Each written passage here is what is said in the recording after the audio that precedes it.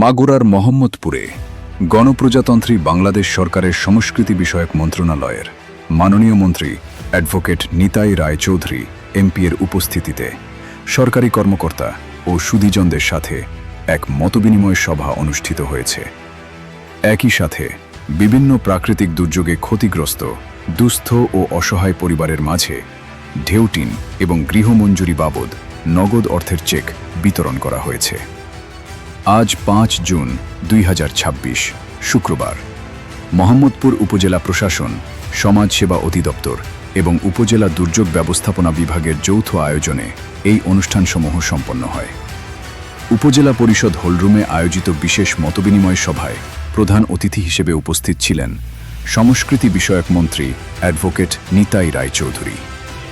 মোহাম্মদপুর উপজেলা প্রশাসনের উদ্যোগে আয়োজিত এই সভায় উপজেলার বিভিন্ন সরকারি দপ্তরের কর্মকর্তাগণ অংশ নেন। সভায় উপজেলার সার্বিক উন্নয়ন, প্রশাসনিক গতিশীলতা রক্ষা এবং স্থানীয় সাংস্কৃতিক ঐতিহ্য সংরক্ষণের বিষয়ে গুরুত্বপূর্ণ আলোচনা করা হয়।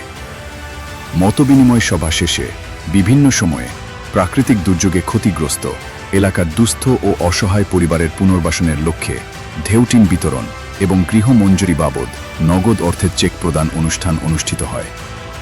মোহাম্মদপুর উপজেলা নির্বাহী অফিসার জনাব বেদবতী মিস্ত্রির সভাপতিত্বে অনুষ্ঠানে প্রধান অতিথি হিসেবে উপকারভোগীদের হাতে এসব পুনর্বাসন সামগ্রী ও চেক তুলে দেন মাননীয় মন্ত্রী।